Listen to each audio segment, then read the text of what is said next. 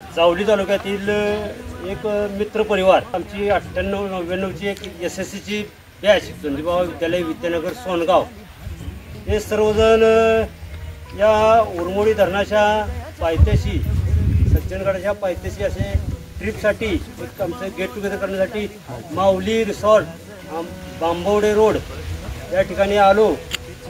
यथेच असा आम्ही आनंद घेतला वैयक्तिक आणि हॉटेलची जी व्यवस्था आहे ते अतिशय उत्तम आणि नियोजनबद्ध असं माऊली हॉटेलवाल्यांनी आमचे नियोजन केले।